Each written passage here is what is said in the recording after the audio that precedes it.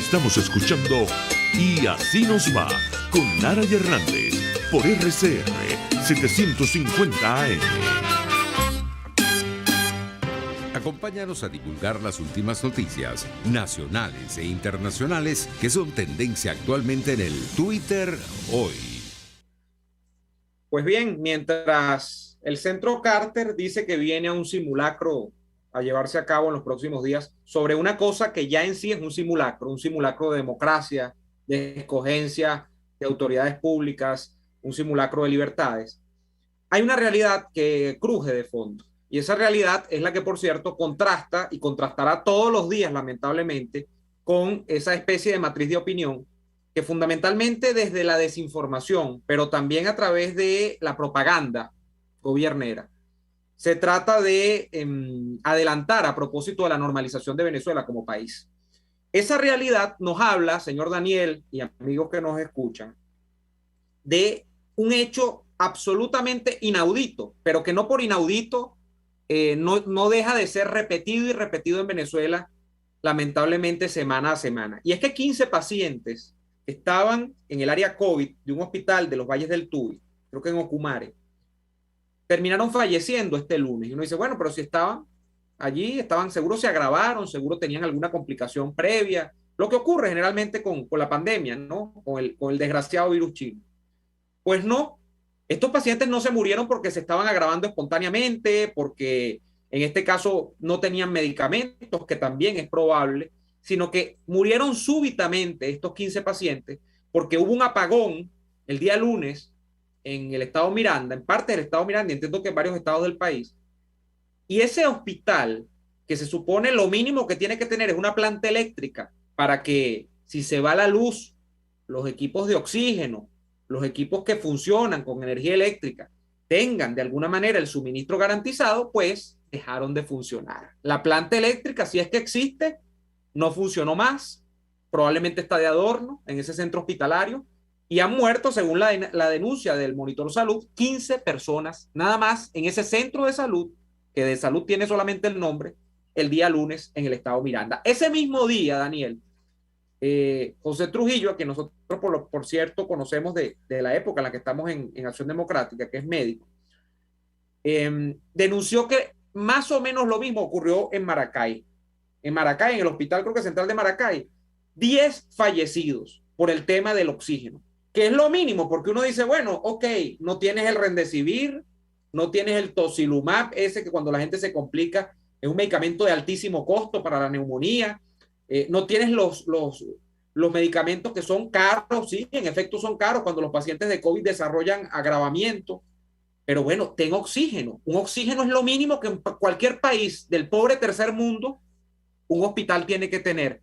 Pues no, los pacientes se mueren por falta de oxígeno. 10 en Maracay, de acuerdo a la denuncia de Trujillo, 15 reseñados por Monitor Salud en Miranda por un apagón de una planta y el no funcionamiento de una planta eléctrica que se supone es lo mínimo también que tiene que tener un hospital, al menos que usted pretenda en pleno siglo XXI tener un centro de salud alumbrado por velas y con equipos trabajando, no sé si a fuerza de abanico, de trabajo manual o no sé cómo. Eso es Venezuela. ¿Cómo tú puedes hablarme de que en Venezuela las cosas se están arreglando, de que en Venezuela todo marcha hacia una supuesta estabilización de un chavismo que ha dejado de ser el chavismo de Chávez y ya no es socialista y tal, sino que ahora es de mercado, se parece mucho a China? Bueno, será que se parece mucho a China porque está dejando que la gente se muera con el virus chino, pero de resto sigue siendo la misma miasma, como decía un profesor que yo tenía en bachillerato, lamentablemente en este país. Seguimos teniendo lo mismo, las mismas tragedias, las mismas catástrofes y los mismos sucesos luctuosos que tenemos que nosotros narrar día a día, Daniel.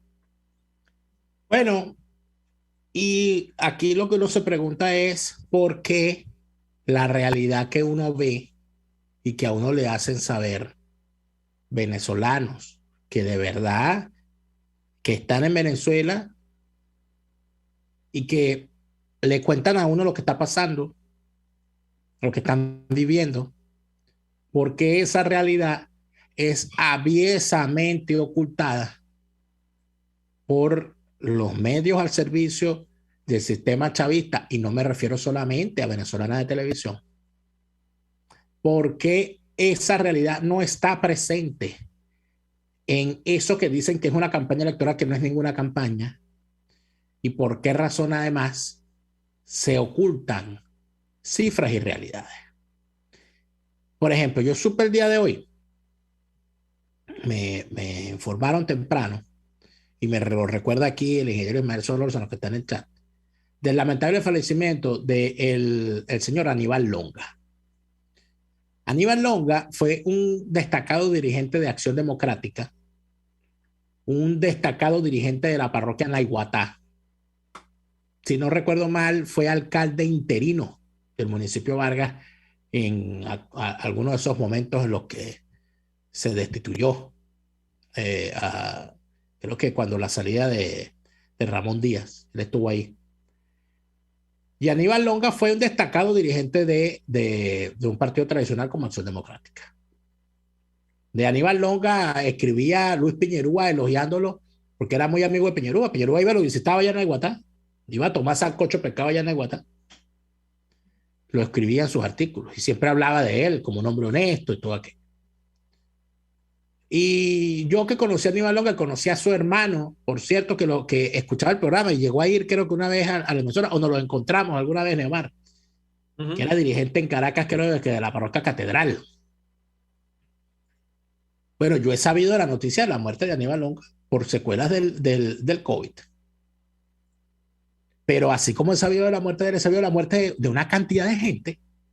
O sea, todos los días me llega un reporte que murió fulano, murió el papá de fulano, murió el hermano de no sé quién, murió el primo de no sé quién, murió fulano, y a fulano se le murió el papá. Es decir, hay una situación verdaderamente difícil en Venezuela. Hay una situación además con estos centros donde pues, casi que llevan a la gente obligada. O sea, si una persona va al poliedro, se hace una prueba y resulta que se queda positivo, no le dejan salir, la dejan ahí metida. Y uno diría, bueno, pero si es un centro donde la van a atender, pues podría tener razón, pero no. Que las imágenes que se han tenido del poliedro son de espanto. Y del poliedro y de otros centros. Se han inventado unas fulanas alcabalas para restringir el tránsito de personas para disminuir. Mire, en ninguna parte del mundo se han puesto alcabalas para parar el virus. En ninguna parte del mundo. O sea, eso es un invento de Mojón con Bigote y sus secuaces. Y de eso no habla nadie, ni lo denuncia nadie, ni lo señala nadie. Eso no se ha implementado en ninguna parte del mundo. Lo que se ha implementado, sí, claro, es una recomendación general de quedarse en casa. Y por supuesto, si las empresas mandaron a la gente para la casa y todo aquello, por supuesto que la gente se queda en casa y la gente no circula. Pero a nadie le pusieron una alcabala. Claro, como tenemos en Venezuela a unos militares alcabaleros, que para los que sirven es un negocio. Oh, por supuesto, para poner alcabala y para matraquear ellos están mandados a hacer. Claro, es un nicho de negocio. Bueno, y tú sabes, y se han multiplicado las denuncias, Neomar, porque en las redes sociales y en los medios de comunicación, en algunos casos que han trascendido, personas denunciando cómo son tratados y maltratados en las alcabalas cuando circulan por el territorio nacional. Y entonces el régimen chavista, el sistema chavista, responde a las críticas en vez de vigilando o eliminando las alcabalas, responde creando más alcabalas. O sea, ahí ya tú tienes una idea, ¿no? Ahí ya tú tienes una idea. Entonces, todo esto que está ocurriendo, esto que se mueran los pacientes y que se haya convertido en una cosa, ay, no, bueno, se está muriendo la gente. Como si tal cosa. Cuando ya una situación gravísima que se había visto en el mundo está en franco retroceso. Las cifras de Portugal, por ejemplo, casi en el 80% de personas vacunadas, inmunizadas plenamente. El caso de Alemania está por llegar al 70%, y las previsiones indican que si la cosa va así y la incidencia baja durante el invierno, lo más probable es que tengamos para la próxima primavera, es decir, para el segundo trimestre del año que viene, tendremos ya, dejaremos atrás las restricciones de la mascarilla y todo eso. Mientras tanto, en Venezuela estamos sabiendo de estas noticias horribles, como la que tú nos indicabas, y además de eso, lo que la gente dice además, la ferocidad que está teniendo, porque no es solamente, yo no sé de verdad qué variante es, porque ellos tampoco lo saben, porque es que no han hecho ni siquiera estudios sobre eso. El virus en Venezuela va al garete, pero uno está sabiendo de casos de gente, oye, que tienen un síntoma hoy y pasó mañana se murieron. Son las cosas súbitas, sí, como el caso de este reportero de la cadena española Mediaset. Sí. Es que el muchacho se desmayó, o sea, él estaba bien y de repente sintió un vaído, se cayó y se desmayó.